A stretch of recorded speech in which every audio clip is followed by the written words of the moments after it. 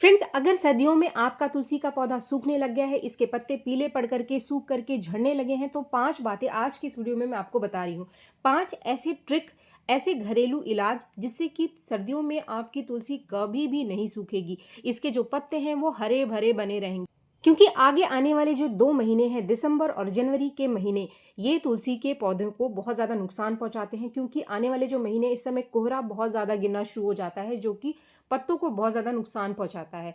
अभी आज नवंबर महीने की 22 तारीख है, तो आगे के महीनों में आपके तुलसी के पौधे में आपको कौन सा काम अभी से कर लेना है जिससे कि दिसंबर और जनवरी में आपका तुलसी का पौधा हरा भरा बना रहे। इसके लिए जो सबसे पहला पॉइंट है जिसका कि आपको ध्यान रखना है, वो है पत्तों को सूखने से बचाना है, पत्तों को झड़ने से बचाना है। इसके लिए कोहरे से बचाना बहुत ज़रूरी है। और अगर आप कोहरे से अपने तुलसी के पौधे को बचाना चाहते हैं तो फिर आप अपने तुलसी के पौधे को ऐसी जगह पे रख दो जहां पर कोहरा इसके ऊपर ना पड़े, इसके पत्तों के ऊपर ना पड़े। मान लीजिए कि आपने पौधे को पॉट में लगाकर रखा हुआ है, तो फिर आप आसानी से इसकी जगह को बदल सकते हैं। इसको आप सेमी शेड में रख दो, जहां पर सुबह की 2-3 घंटे की आने वाली जो धूप है वो इसके पत्तों के ऊपर पड़ती रहे और कोहरा भी इसके ऊपर ना पड़े, यानी इसके पत्तों के ऊपर कोहरा ना गिरे। अगर आपने आंगन में लगाकर रखा हुआ है अपने पौधे को, तो फिर आप इसके ऊपर कोई शेड बना दो या फिर किसी चुन्नी से ढक दो। दूसरा काम जो आपको करना है वो है, इसकी मिट्टी में आपको गर्माहट बना करके रखना है। पानी का विशेष रूप से ध्यान रखें, ना तो मिट्टी को बहुत ज़्यादा आप सुखाओ और ना ही मिट्टी को बहुत ज़्यादा गीला रखो। मिट्टी मॉइस्ट रहनी चाहिए, मिट्टी जमनी नहीं चाहिए सर्दियों में। इसके लिए आप समय समय पर मिट्टी की गुड़ाई ज़रूर करते रहिए। इसके साथ ही आज के इस वीडियो में मैं आपको एक ऐसा ट्रिक बता रही हूँ जिससे पौधे की जो मिट्टी है इसके अंदर गर्माहट बनी रहेगी, जड़ों के अंदर गर्माहट बनी रहेगी, तो हमारी तुलसी बहुत ज़्यादा सोने की अवस्था में नहीं जाएगी, इसके पत्ते बहुत ज़्यादा खराब नहीं होंगे। इसके लिए आपको करना क्या है, इसके लिए आप इसकी मल्चिंग कर दो। अब ये मल्चिंग क्या है? मल्चिंग यानी जो तुलसी के मिट्टी की जो ऊपर की परत है, इसको आप किसी ऐसी चीज़ से ढक दो जिससे कि मिट्टी के अंदर गर्माहट बनी रहे। इस मल्चिंग को करने के लिए आपको कौन सी चीज़ों की ज़रूरत पड़ेगी?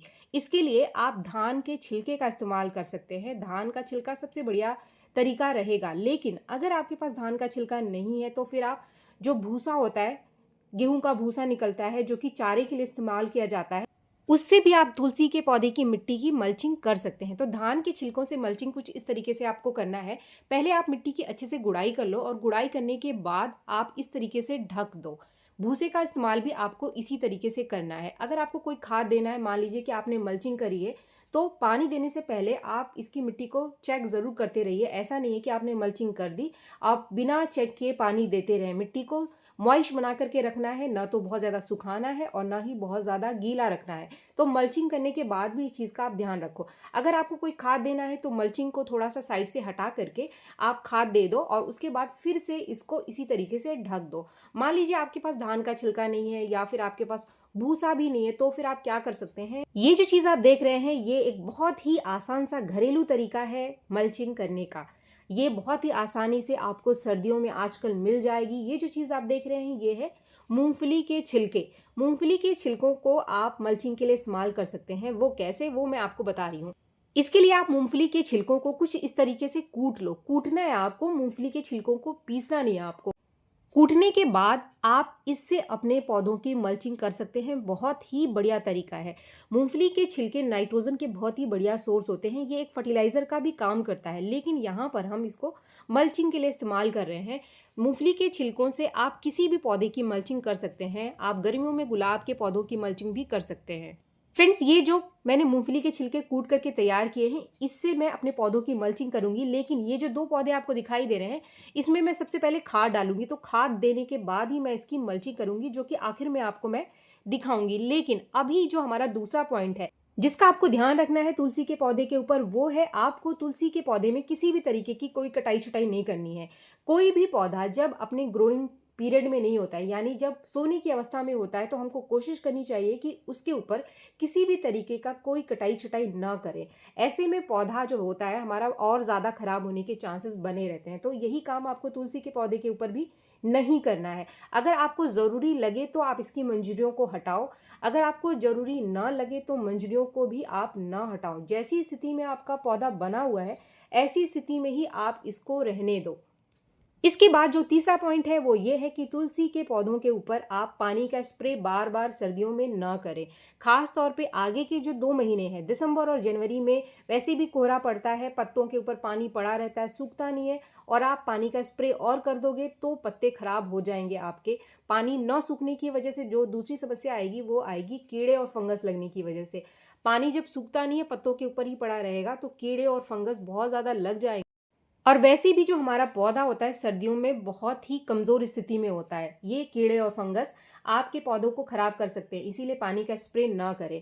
अगर आपके पौधों के ऊपर कीड़े या फिर फंगस लगने लग गए हैं, पत्ते मुड़ने लग गए हैं, या फिर पत्तों के ऊपर कुछ पाउडर सा जमा दिखाई दे रहा है, तो फिर आपको इसका इलाज कैसे करना है वो भी आज के इसी वीडियो में मैं आपको बताऊंगी। लेकिन इससे पहले हम बात कर लेते हैं खाद की, कि कौन सा खाद हमें हमारे तुलसी के पौधे को दे। तो फ्रेंड्स, आज के इस वीडियो में जो खाद मैं आपको बता रही हूँ बहुत ही आसान सा घरेलू खाद है। इसको देने से आपके पौधे के अंदर स्ट्रेस नहीं बनेगा, पत्ते कम झड़ेंगे और आपकी जो तुलसी के पत्ते हैं वो हरे भरे बने रहेंगे। फ्रेंड्स, इस खाद को मैं 3 चीज़ों को मिलाकर बनाऊंगी जो बहुत ही आसानी से आपको आपके घर के किचन में ही मिल जाएगा। ये जो चीज़ आप देख रहे हो, पहली जो चीज़ आप ये देख रहे हैं, ये है आधा चम्मच कॉफ़ी पाउडर।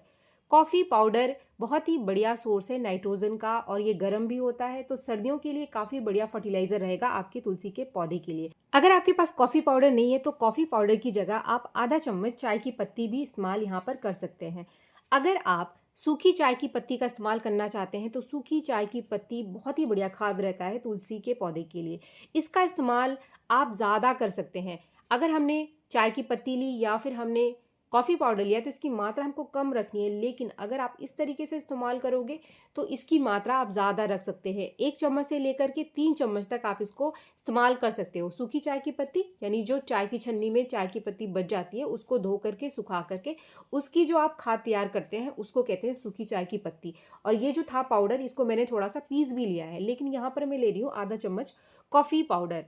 आपको जो भी आसानी से मिल जाए आप उसको इस्तेमाल कर सकते हैं। यहाँ पर मैंने लिया है आधा चम्मच हल्दी पाउडर, जो कि आपको सर्दियों में ज़रूर डालना है अपने पौधे के अंदर। अब यहाँ जो तीसरी चीज़ मैं ले रही हूँ, ये एक कमाल का फर्टिलाइज़र है जो कि आपके पौधे को स्ट्रेस से बचाएगा। सर्दियों में विशेष रूप से पौधे को स्ट्रेस में जाने से रोकेगा। पत्ते पौधों के इसीलिए झड़ते हैं क्योंकि जब पौधे में चेंज आता है, मौसम बदलता है, तो पौधा हमारा स्ट्रेस में जाता है, जिसकी वजह से वो अपने पत्तों को गिराना शुरू कर देता है। इसके लिए ये जो चीज़ है, ये सबसे बढ़िया सोर्स है पौधे को स्ट्रेस से बचाने का। ये जो चीज़ है ये है केले के छिलके का पाउडर, क्योंकि इसके अंदर बहुत अच्छी मात्रा में पोटाशियम पाया जाता है। पोटाशियम पौधे को स्ट्रेस से बचाता है। जब भी कोई पौधा विपरीत कंडीशन में होता है तो उसको बीमारियों से भी ये चीज़ बचाती है। इस पाउडर को बनाना बहुत ही आसान होता है। केले के छिलकों को आप धूप में अच्छे से सुखा करके मोटा मोटा ग्राइंडर मिक्सर में पीस लो। यहाँ पर मैंने 2 चम्मच केले के छिलकों का पाउडर लिया है, जो कि मैं मेरे 2 पौधों के अंदर डालने वाली हूँ। ये जो मैंने मिक्सर तैयार किया है इसको 2 पौधों में मैं डालने वाली हूँ। अब यहाँ पर जो मेरे पास 2 पौधे हैं जिनकी मैंने गुड़ाई कर ली है, इनको मैं 1-1 चम्मच दोनों ही पौधों में डाल दूंगी। फ्रेंड्स, ये जो पाउडर है, यानी ये जो मिक्सचर हमने तैयार किया है, इसको आप 15 दिन के अंतर पर अपने तुलसी के पौधे को दे दो। बहुत ज़्यादा नहीं देना है आपको, 15 से 20 दिन का बस गैप रखना है आप। फ्रेंड्स, इसके बाद मैंने खाद दे दिया है और मैं मेरे पौधों की मल्चिंग भी कर दूंगी।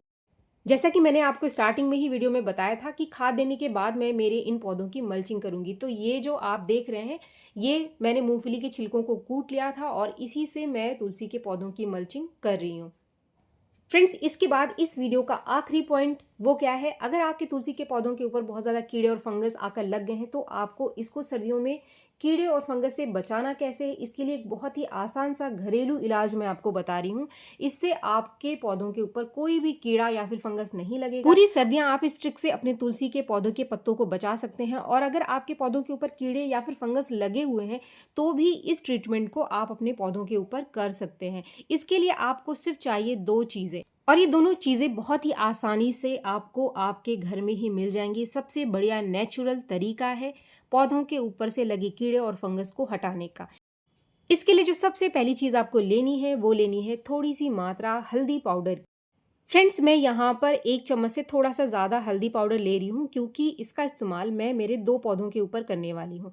अब इसके साथ जो चीज़ आपको लेनी है वो लेनी है आपको आधा चम्मच लकड़ी की राख, जो कि बहुत ही आसानी से सर्दियों में आपको मिल जाएगी। आप सब लकड़ी जलाते हैं, अगर मान लीजिए बोन फायर करते हैं आप, तो वो जो राख है वो बहुत ही बढ़िया काम करती है पौधों के ऊपर कीड़े और फंगस से बचाने के लिए। आपको पता है कि लकड़ी की राख का इस्तेमाल सब्जियों के ऊपर लगे कीड़े और फंगस को खत्म करने के लिए किया जाता है, जो कि एक बहुत ही नेचुरल सॉल्यूशन है। जब किसी भी तरीके का कोई इंसेक्टिसाइड वगैरह नहीं था तो ये लकड़ी की राख का इस्तेमाल ही पौधों के ऊपर छिड़काव के लिए किया जाता था। अब यहाँ पर आपको कोयले की राख नहीं लेनी है, इस चीज़ का आपको ध्यान रखना है, आपको लकड़ी की राख ही लेनी है। तो मैंने 1 चम्मच से ज़्यादा हल्दी पाउडर लिया था और आधा चम्मच मैंने लकड़ी की राख ले ली। छन्नी में कुछ इस तरीके से आपको लेना है और फिर आप, बहुत ही आसान तरीका है इसको छिड़कने का। इस तरीके से आप छिड़कोगे, आपका हाथ भी खराब नहीं होगा और ये बहुत ही आसानी से पत्तों के ऊपर फैल जाता है। आप जहाँ जहाँ आपके पौधों के ऊपर कीड़ा लग रहा है या फिर नहीं भी लग रहा है, तब भी आप 10 से 15 दिन के अंतर पर इस काम को अपने तुलसी के पौधों के ऊपर करें। अगर कीड़ा बहुत ज़्यादा लग रहा है तो फिर आप इसको रिपीट कर दो 2-3 बार, 2-2 3-3 दिन के अंतर पर। इससे जो कीड़े लग रहे हैं, किसी भी तरीके के कीड़े हैं, काले कीड़े, सफ़ेद कीड़े या फिर फंगस, आपकी तुलसी को छोड़ करके भाग जाएंगे। चींटियाँ भी इससे नहीं लगती हैं। तो फ्रेंड्स, ये जो मैंने आपको 5 पॉइंट बताए हैं, अगर आप इन पांचों बातों का ध्यान रखोगे तो सर्दी में आपकी तुलसी का एक भी पत्ता खराब नहीं होगा। सर्दी में भी आपकी तुलसी हरी भरी बनी रहेगी और एक भी कीड़ा नहीं लगेगा। तो उम्मीद है वीडियो आपको पसंद आया होगा। वीडियो अगर आपको पसंद आया तो एक लाइक ज़रूर करें और मेरे चैनल को आपने अब तक सब्सक्राइब नहीं किया है तो मेरे चैनल को सब्सक्राइब भी ज़रूर कर लें। मिलते हैं मेरे नेक्स्ट वीडियो में, तब तक के लिए थैंक यू।